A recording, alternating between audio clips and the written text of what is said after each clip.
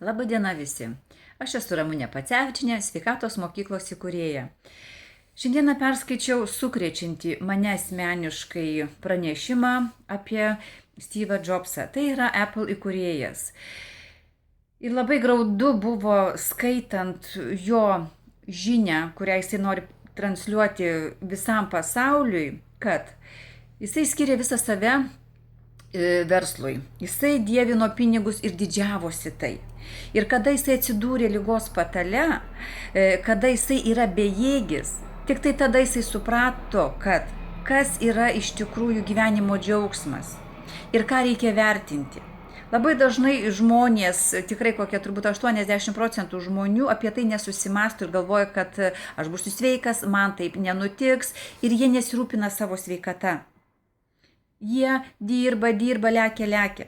Brangieji, visiems rekomenduoju pasitikrinti sveikatą vieną kartą į metus profilaktiškai, pačiam ir savo šeimai. Būtinai. Kodėl? Todėl, kad kada žmogus prieina tokią stadiją, kada liga jau yra, sakykime, įsišaknyjusi, jisai atsigula ant patalo.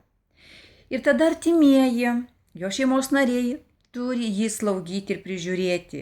Kai kada tenka taip, kad ir darbus turi mesti šeimos nariai, nes reikalinga pagalba. Ką tai reiškia? Tai reiškia, kad jūs atimate egoistiškai iš savo šeimos narių laiką.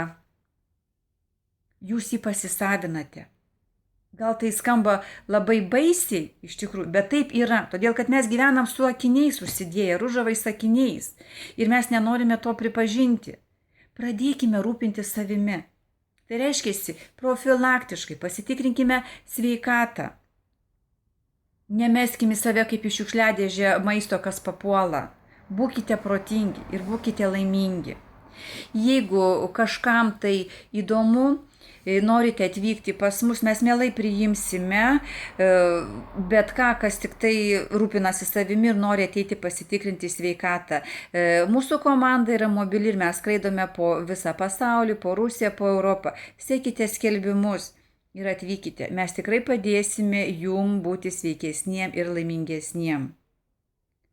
Būkite sveiki jau šiandieną. Iki.